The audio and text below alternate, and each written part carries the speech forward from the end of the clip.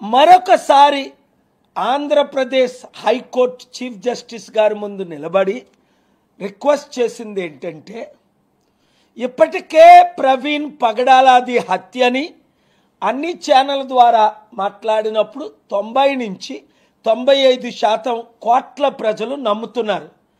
కిందని మీ ఛానల్స్లో కూడా కొంతమంది ప్రశ్నించారు, ఇది హత్య, ఇది యాక్సిడెంట్ అని. చూడండి, మినిమం 85 నుంచి 95% ప్రజలందరూ, హిందువులు, ముస్లింలు, క్రైస్తవులు, ఇది హత్య అని అంటున్నారు ప్రజలు, కోకొల్లలు.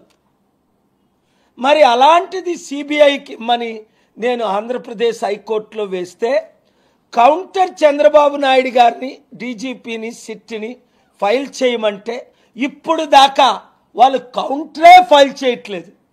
వాళ్ళ దగ్గర ఏమి లేదు ఫైల్ చేయడానికి. కౌంటర్ ఫైల్ చేయడానికి ఎంత సమయం పడుతుంది?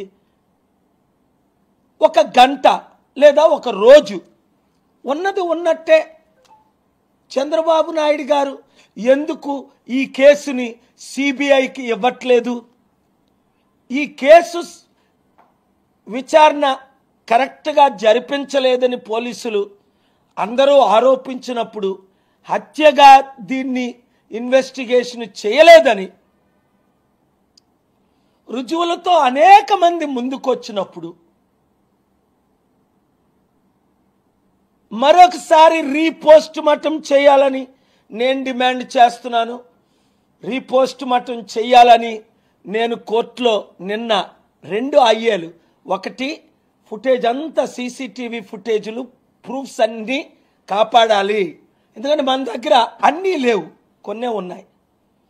అలాగే రీపోస్ట్ మార్టం రిపోర్ట్ చూసారా, 24ని ప్రవీణ్ పగడాల డెడ్ బాడీ 11కి దొరికితే 27th 27ని రాత్రి 8 గంటలకి ఎఫ్ఐఆర్ అయితే 25ని 26th పోస్ట్ మార్టం రాత్రి 6 గంటలకు చేయిస్తే 28 కడుపులో ఆల్కహాల్ లేదని పోస్ట్ మార్టం రిపోర్ట్ వచ్చేసింది కదా. మరి 12వ తారీఖు వరకు కోర్టుకి ఎందుకు వేయలేదు? అందులో 28 అని రాసి ఉంది చూడండి పోస్ట్ మార్టం రిపోర్ట్లో. మరి 28ని పోస్ట్ మార్టం ప్రిలిమినరీ రిపోర్ట్లో ఆల్కహాల్ లేదంటే, మరి మే 19ని 18ని మీరు ఆల్కహాల్ ఉందని 13ని ఒకసారో 16ని ఒకసారో 19ని ఒకసారో, అందులో మీ రిపోర్ట్లో ఏమని ఉందో చూడండి చదివి. పాసిబుల్ యాక్సిడెంట్ అని. కానీ గాయాలన్నీ చూసిన ఎక్స్పర్ట్ అందరూ హెల్మెట్ ఉంటుండగా తలకెలగా గాయం తగిలింది, హెల్మెట్ ఉంటుండగా ఈ ముఖానికి గాయాలు ఎలా తగిలి, 3 దంతాలు ఇరిగినట్టు ఎవరైనా కొడితేనే తప్ప ఇది యాక్సిడెంట్ కాదని నేను మాట్లాడిన ఎక్స్పర్ట్స్ అందరినీ, నేను దేవుడితో మాట్లాడతా, ఎక్స్పర్ట్స్తో మాట్లాడాను, వారందరూ హత్య అంటున్నారు. ఇది దేవుడు హత్య అంటున్నాడు, ఫ్రెండ్స్ హత్య అంటున్నారు, కొందరు పంచనామా తీసుకున్న ఫ్యామిలీ మెంబర్స్ హత్య అంటున్నారు, ఒక పోలీస్ ఆఫీసర్ హత్య అంటున్నారు. ఇన్వెస్టిగేటివ్ మీడియాలో రిపోర్ట్ పెడితే 85% నుంచి 95% వరకు ఎక్కడున్న ఛానల్స్లో మీరు అడిగితే ఇది హత్య అని 100కి 85 నుంచి 95% అంటున్నారు. పోస్ట్ మార్టం రిపోర్ట్ని చదివిన ఎక్స్పర్ట్స్ నాతో చెప్పిన 17 పాయింట్స్ రికార్డెడ్గా ఇది హత్య అంటున్నారు. ఇంతమంది హత్య అంటుంటే ఎంత చెడ్డ పేరు మన రాష్ట్రానికి, మన దేశానికి. అందుకనే మరలా ఆగస్టు 6 వరకు సమయం లేదండి చీఫ్ జస్టిస్ గారు, ఇమీడియట్గా మీరు రీపోస్ట్ మార్టం చేయించండి. 6 నెలలు ఊరుకుంటే 3 నెలలు 6 నెలలు దుమ్ములు తప్ప ఏం మిగులుతాయి? అందుకే కదా ఇంత డిలే చేశారని అందరూ అంటున్నారు. ఇప్పటికే 4 రోజులు అయిపోయింది.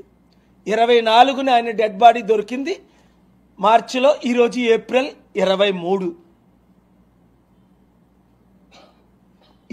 30 రోజులు అయిపోయింది, మార్చి 31 రోజు కనుక. అలాంటిది మన దేశంలో, అలాగే చంద్రబాబు నాయుడు గారికి ఇంత పెద్ద మచ్చ అవసరమా? సిబిఐకి ఇచ్చేయచ్చు కదా. ఈ రోజైనా నేను చంద్రబాబు నాయుడు గారిని దేవుని పేరట అడుగుతున్నాను, ఈ ఇన్వెస్టిగేషను సిట్టింగ్ జడ్జితోనైనా జరిగించండి నేను డిమాండ్ చేసినట్టు, ఎక్స్పర్ట్స్ని పెట్టి, లేదా సిబిఐకైనా ఇమీడియట్గా ఇవ్వండి. మరోసారి మా అందరికి ఉన్న అనుమానం మీకుంది గనుక రీపోస్ట్ మార్టం చేయించండి. లేదా బుద్ధిపూర్వకంగా ఎవరైనా ఈ హత్య చేసిన ప్రతి ఒక్కరు, హత్య చేసిన వారు, హత్య చేయించిన వారు, హత్య అని తెలిసి దీన్ని కప్పుతున్నవారు అందరూ దేవుని ఉగ్రతకు గురవుతారు. వారి రాజకీయ పార్టీలు, కుటుంబం తెలిసి పాపం చేస్తే క్షమాపణ లేదని బైబిల్లో ఉంది. దేవుని ఉగ్రత తప్పించుకోలేదు. ఆల్రెడీ ఎవరైతే మొన్నటి వరకు రెచ్చిపోయి మాట్లాడారో, రెచ్చగొట్టారో, వాళ్ళ కుటుంబ సభ్యుల్లో ఒకరికి దేవుని మొట్లు పడ్డాయి.